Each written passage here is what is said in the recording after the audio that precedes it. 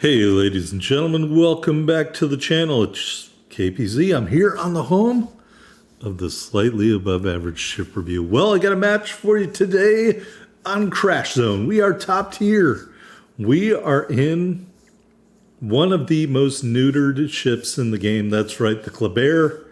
When the Kleber was young and fresh and it had long torpedo range, relatively speaking, it was a fucking menace. I want to say my second best damage game of all time in the Kleber, 238K. Nowadays, the Kleber has a really short torpedo range, just 6 km. And you have to choose. You have to choose which commander you're going to use. If you want an extra kilometer of torpedo range and you want to hurt your guns, you pick Felipe Bueno. And if you're like me and you want to test out the new premium commander with the very un-French name of Robin LeFierce. I'm sorry. Robin is an English name. Robin motherfucking Hood. Goddamn. Who the fuck named these people? Robin LeFierce is a French name? You gotta be kidding me. Anyway, I digress. I bitched about that last time. All right, so we got Robin. I just can't even say it with a straight face. That's how stupid it is. Give the guy a goddamn French name. How about Jean? How about Luc? You know, for fuck's sake. Philippe. Anyway, we've got the fierce guy behind the wheel in the Kleber. So it is a gunboat build. You will see that at the end of the video. We'll go over the build. I'm not building into anything but gun performance. And we only have one destroyer on the other team. And then once I kill that destroyer, we will be able to operate with some impunity. French destroyers have really good hard-hitting guns. They have really good hard-hitting torpedoes. Not the best in either category, but pretty damn close. I think Germans have bigger gun caliber. I think Japanese have more torp damage. But after that, France is number 2. The big weakness, of course, is they're very detectable. They have no smokescreen. And they also don't have any AA, which isn't a problem in this match. We're going to take a little bit of damage here. That's why I picked a title card showing a damaged French destroyer. You've got to be comfortable operating with damage. We're able to get lucky and dodge Schlieffen's salvo there. Torps in the water. Schlieffen is turning. He is going to dodge, I think, almost all of these torpedoes. Unfortunately for me, we had to get out of dodge here. You've really got to treat Kleber very similar to Paolo Emilio. We did get one torpedo strike there. Now that I say that, maybe Paolo Emilio has comparable torps to Kleber and maybe some of the Japanese ships, but regular Italian destroyers do not. So anyway, yeah, it's got powerful guns, powerful torpedoes. You just have to manage the bad stuff, which is very obvious. Sea detectability is great, and no AA to speak of, no concealment, smokescreen, no detectability. You do have a couple charges of main battery reload booster, and I advise you to save those for enemy destroyers. All right, we're spotted. The enemy destroyer is close to us. There it is, Z52 already took a bunch of damage. We just hit our main battery reload booster. 1 salvo, 2 salvo, good night Irene, kill number 1. What was that guy thinking? Dude, come on. Use your smoke screen, use your detectability stuff, use your torps. What are you, going into a gunfight with the Kleber with 1/4 health left? You must be dumb. All right, we are in the cap circle. This is going to be an uncontested cap. I am moving out, keeping the Schlieffen in sight. He is in full retreat. Instead of charging this time, he is running away. And so this is a time where, yeah, as a French destroyer, it's going to be hard for you to do damage. Enemy ships running away. You have a really short torpedo range. So instead, we got the Zao moving in here. So again, I'm playing this dance with concealment and detectability. We launch at the Zao and immediately retreat because the Zao is pushing it a little bit. We are still capping Charlie, and of course the comms wheel is now jacked, so Even though I'm looking right at the Zao, I have to play around with the comms wheel. Instead of it was saying, like, capture Charlie. What the fuck? I'm not even aimed at Charlie. Anyway, Zao eats a bunch of torpedoes. Zao is dead. Dev strike, kill number 2. Navarin, I really wanted to get some torps off the Navarin, but I had to keep going in my circle here to get the space cap. We're going to try to sneak back out there and get at Navarin. You really want to launch when they're coming in aggressively towards you because that shortens the need for torpedo range. However, the opposite, as I've said already, is true, that when they're running away, you're kind of fucked. All right, so there's Navarin. Looks like he is backing up into the island. Hopefully, he will pin himself there. We'll get a little bit of wiggle room there, maybe 300 km. Torp and turn away. Schlieffen still out there. Navarin accelerated. We're going to take some damage here. So again, the title card, a damaged French destroyer.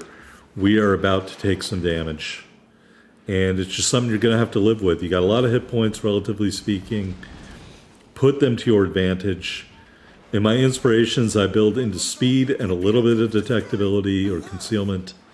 So that is what I would build into. But I wouldn't blame you if you put something into hit points instead of speed, maybe. They're fast enough on their own. I just like to build into that. So Navarin didn't get any torps, and now he's out of torp range. As you can see, it is increasing. I did lose one of my torpedo launchers, the rear launcher, on one side.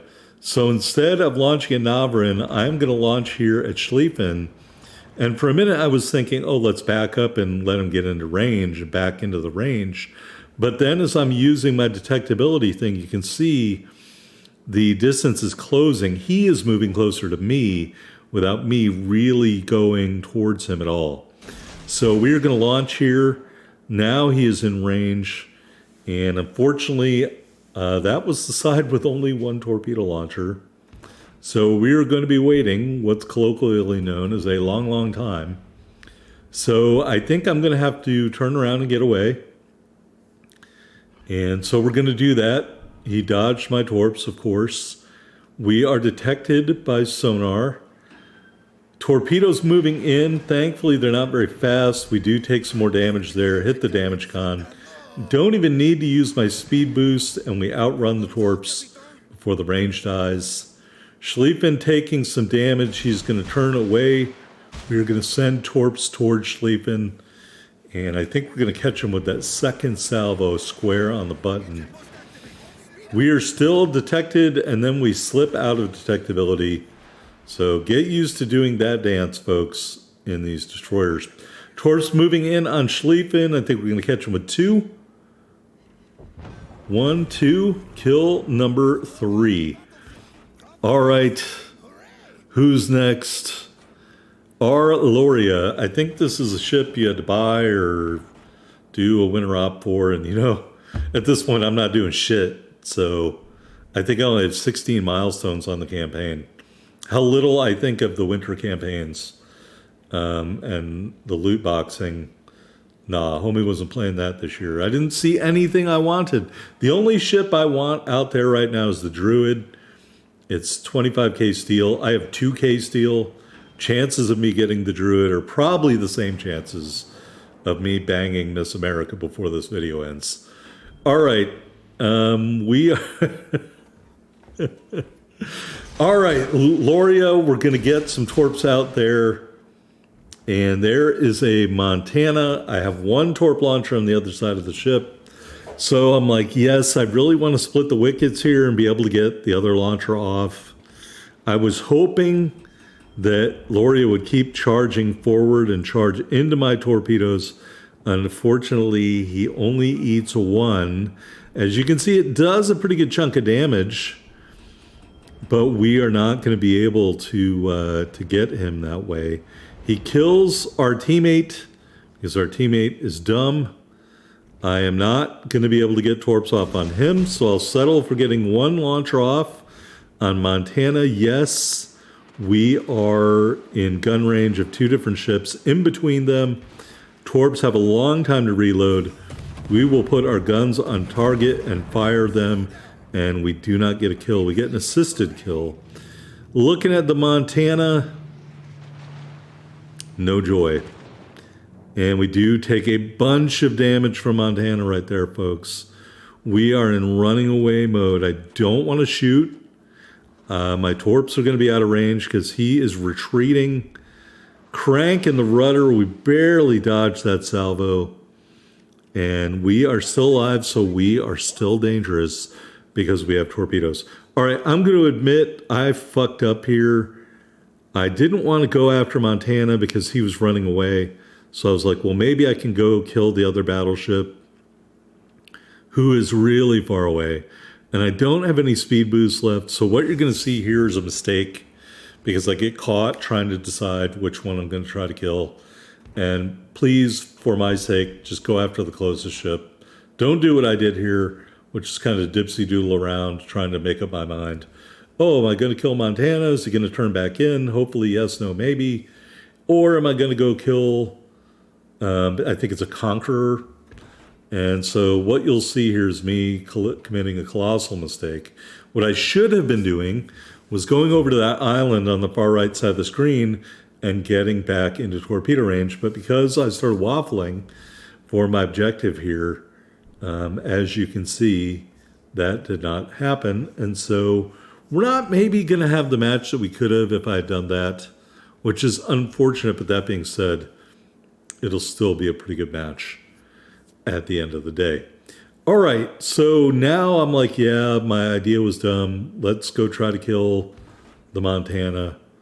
I'm not going to be able to kill that. Oh, wait, maybe I will be able to kill him. I think I should. No, maybe I shouldn't. Maybe I should go after the Montana. It's right here. I already did a little bit of damage, maybe sort of to it. Anyway, we do turn back. So yeah, all that was bad. Don't do that. Be decisive, you know. Pick your ship, usually the one closest to you. If it's running away, and that was my hesitation, it's running away. I have 6-kilometer torps. I'm going to have to get within his detectability of me to get torps off. And so just pick an island, get the ability to commit to it fully and do it. Don't do what I did. All right, here I'm just like, fuck it. I don't think I'm going to get into torpedo range. Looking at where he's at. So I've settled that my plan is going to be a kill pinch. He doesn't have a lot of health left. And I'm getting my guns lined up. And so when we come around the corner of the island here, we're going to try to kill pinch the Montana. I don't have a lot of health left. He put me in that position. He doesn't have a lot of health left. And so, F you, Montana. We're going to kill this guy. All right, salvo number 1. I'm not even using my main battery reload booster. That's how little I respect him. We set him on fire. Salvo number 2, and we are dead. And we do a little bit more damage. We're going to let that tick, ladies and gentlemen. He goes behind an island where he can't really be hit by my teammates. And we are going to get lucky and burn him down. It's just a flesh wound. Kill number 4. Almost a Kraken if we had gotten lucky with the Loria. If he had kept going full speed ahead, we would have 5 kills right now. So not technically a Kraken fail, because a Kraken fail is 4 going for the 5th. Not losing the 5th before you get the 4th. Not a Kraken fail, but 4 kills in the Kleber I think is a pretty good, I guess, endorsement of Robin the Fierce in Kleber if you have him. Obviously, it makes Kleber more of a gunboat. You can't. I just wish they would give them one more main battery reload booster. Then it would be elementary. You know, now you can still make the argument. Without that kilometer of torp range, you could still use a Bueno. But for me, for now, I'm sticking with Robin, LaFierce, and Kleber, and La Terrible, and Gepard W. Maybe some other ships we'll talk about in a minute. Well, at least one other ship. Anyway, here on the victory screen, it's just a flesh wound medal, devastating strike medal, 85,153 total damage, 26 main battery hits, 7 torpedo strikes, 4 kills, 1 assisted kill, 5 cap defended flags, and a solo base cap. We ended up with 468,797 silver, 7688 ship XP, 8288 commander XP in the legendary Kleber. All right, on to the team result. Anybody want to guess the base XP before we go there? Anybody? All right, look at that. 30, is that a 3? 3328 base XP, 4 kills, 2 medals, leading the way for the blue team. Anyway, I think that is a pretty good match for Robin LaFierce. And after a brief message from Wargaming, we are going to go look at that commander. Except I can't remember which buttons to push because I'm an idiot. So here's the commander build. Corsair de la Couronne increases the HE shells causing fire, although I would say these ships aren't fire starters. Eric Bay and Blue Furiora, both fully maxed for your pleasure as our inspirations. Observant Rage, row 1. Look at me now, row 2. Glass Cannon in row 3. Twist and Track in row 4. And, of course, Unstoppable. Onondawa, we didn't set 6 fires, so I just don't know what ships that'd be good at. So I wouldn't use Onondawa, although it looks like it would go really good with Rather Be Torching, but again, I just don't consider these ships to be fire starters. All right, so that is Kleber with Robin LaFierce. If you have these, combo, try them together. Thanks.